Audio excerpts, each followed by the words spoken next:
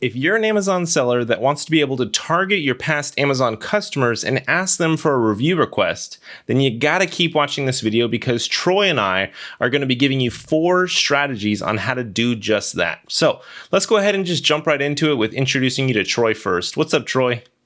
Hey, Ian, glad to be here. Excited to be talking about reviews on Amazon, what we should all be focusing on, and some of the key strategies that we should be thinking about to up that number, both quality and the quantity of reviews.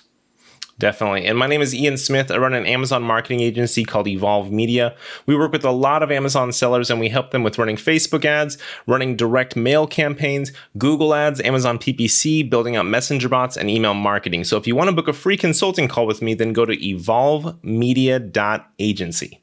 All right, so let's kick things off with the first strategy. Troy, what is your first strategy for getting reviews from your Amazon customers?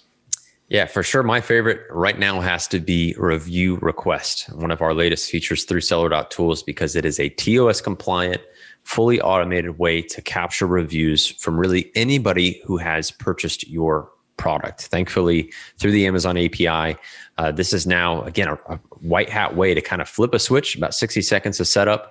Add a little few filters if you'd like, if you want to wait for a customer to repeat purchase a specific product, or just send it to every customer. It's that way it's not a missed opportunity. It sends in their inbox, ready to leave you a review. And it's a really simple email too, Ian, that customers get. And that's the beauty of it. It's truly like a, here's your product, here's a chance to leave a review, and encouraging them to do so. Yeah, it's a Amazon branded email, right? So it's coming from Amazon, so the trust is there, and it's super TOS compliant, so the seller doesn't have to worry about it. And that's pretty brand new, right? Absolutely. And I was just talking to a seller the other day who was seeing this new feature and thinking, oh, it's very similar to buyer-seller messaging, or maybe what you see through Chrome extensions and sort of the bulk features, but it's neither of those. Buyer-seller messaging is something we don't even turn on for a majority of our brands because it's mostly ineffective. Many customers have opted out of that. Then you can't really even ask for a review through that channel. And then you've got what we can do with Chrome extensions in the orders view to manually request reviews, sometimes do that in bulk. This is even different than that. This is truly taking a new API, new endpoint or resource from Amazon and saying, okay, how do we automate this white hat method that we have now from Amazon? And that's where when you look in our review request feature in Seller.tools, you see a really clean dashboard to enable it, filter it, and then have it up and running. Yeah, that's what somebody asked me just the other day. I was telling them about this new Seller Tools feature, and they were saying, oh, that's been around. That just sounds like buyer-seller messaging. I was like, no, this is actually different. But so you're saying that it's basically through the actual API. It's a different way of communicating through the API versus how buyer-seller messaging was? Yeah, you could almost view it as two separate things. Buyer-seller messaging has been around for so long, and it really, as I like to say, it's kind of showing its age. That's a big reason we don't utilize it at all in our own brands, because customers either aren't interested, won't get it, they've opted out, and there's certain things you can and can't say that can put your account at risk. So it's kind of like the risk reward just isn't there. And this is a new endpoint, really only shown up in the past few months. So this is brand new relative to buyer-seller messaging, and sort of a new resource that Amazon has empowered us with. Awesome. Cool. So the second review strategy, come over to me, and basically it is direct mail marketing. Now, obviously, this is nothing new. Direct mail marketing has been around since years, right? I mean, it was one of the first types of marketing, but the reason why it's so effective nowadays is because not many Amazon sellers are actually doing it. Not many Amazon sellers are actually going into their fulfillment reports area out of Seller Central and just downloading the fulfillment reports and then mailing their customers asking for a review. It's a very basic process. We handle the entire thing for you. We only charge $1 per mailer piece, and that includes everything from design to postage to exporting out your list. We can filter it down by the actual SKU. We send them out a piece of mail, and they can either scan it with the QR code in their phone and link them directly to the Amazon order history, which basically, if they scan it with their phone with the camera app, it opens up the Amazon app right there into their order histories. And it is getting really, really good results. We're at around a 25 to 30% conversion rate. You know, if we send out 2,000 mailers, then we're getting back, 25 to 30% of those people with actually leaving reviews. So it is working really well. And we don't even have to send out 2,000 all at once. We can kind of send out maybe 100 or a couple hundred weekly, just depending on your order volume. But it is definitely something to think about. It's working really well, again, because not many other sellers are doing it. And there's no junk folder in your actual mailbox. Yeah, no, Ian, it's a great point. And one thing you definitely want to be comfortable with as a seller, when we share some of these strategies, you are edging closer to making these customers your own, which is great for you to build loyalty, build that value with your customer. But then obviously you want to be careful, let's say, with how Amazon may view your engagement, your interaction, and that loyalty you build. That's kind of the interesting relationship that we have. And we have to manage as sellers as we grow our brands and get that valuable customer feedback.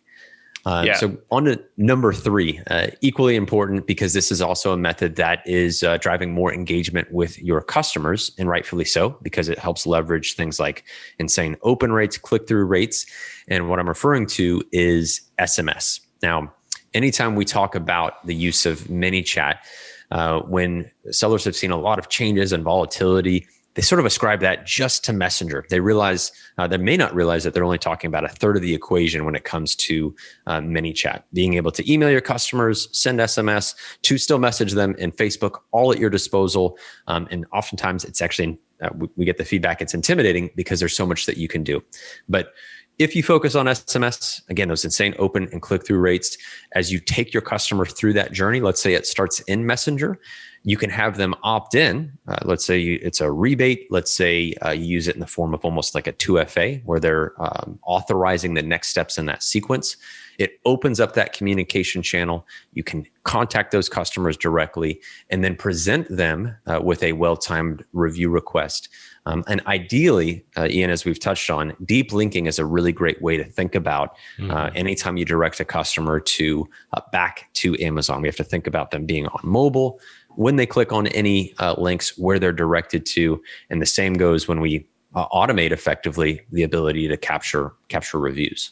Yeah, you definitely want to be using deep linking to actually link them from their little text message app over into the Amazon app. That's going to give you the best conversion rate. And the beauty of SMS is the high open rates. It goes kind of back to direct mail, where it's like not many sellers are actually doing this.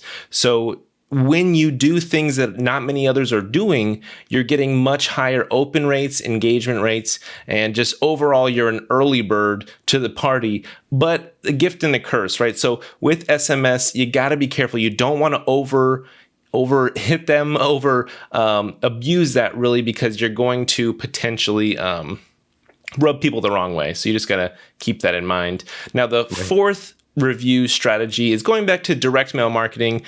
Basically, it's similar to Messenger, SMS, and how it gives you a really high open rate. When people check their mail, if they're not just immediately throwing away all of their mail, they're going to basically sort out and see what's stuff that's important and what's maybe a little bit more junk mail type of advertising type mail. So your open rate is going to be near 100%. And then ideally they put that on their counter, and then you're going to be able to get free retargeting, because as it sits on their counter, if they don't immediately throw it away, then they're going to pass by it and see it multiple times. So you're kind of getting multiple touch points over the following weeks and months, as long as they keep it out, right? But basically, this strategy is going to be driving them from a mailer to a landing page using an offer. So you want to say, get this item for free, get a massive discount, take advantage of this buy one, get one free deal, enter this giveaway. So any kind of offer that you can explain to them to opt into and take advantage of. That's what you say on the mailer. Then you drive them to a landing page, and on that landing page, they can opt in, giving you their name and email address. That goes over to your email software. An automated email gets sent out to them immediately.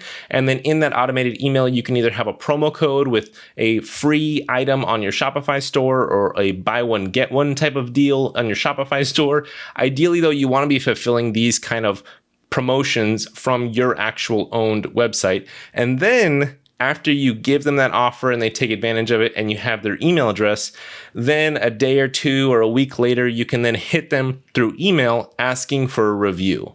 And so it's a little bit longer of a process, but as you indoctrinate them and warm them up as a customer and as a lead through giving them that offer, when you do hit them for a review and ask them, hey, we'd love it if you left us a review, then it may just be more powerful, more impactful, and really push them to leaving you a positive review and actually leaving you a review in the first place. Yeah, another great takeaway, Ian. What I think we're alluding to in a lot of these different strategies is more control for you as a seller. A big concern that I consistently see is sellers maybe look for a plug and play option where they're maybe okay doing the same exact strategy of hundreds of sellers and then not worried about Amazon, not raising any flags with Amazon, or just not doing something different just at the core of it. And I think it's important to think about all of these strategies, all the tools in your toolkit. And maybe there's a singular resource, again, ManyChat, where we can trigger emails, we can use SMS, we can tie in some of the direct mail pieces that Ian helps sellers with as well.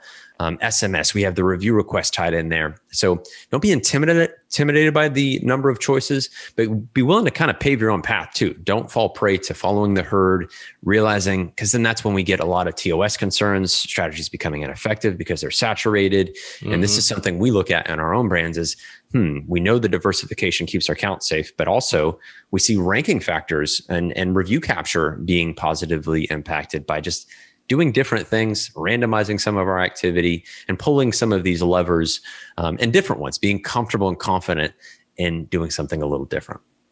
Awesome. Well, thanks, Troy, for taking the time and jumping on this video with me. Hopefully you guys watching got value out of these 4 review strategies. And definitely I recommend you to test any of these strategies to see if you can get that conversion rate higher with your review rate, basically. So thanks for watching, and we'll catch you in the next one.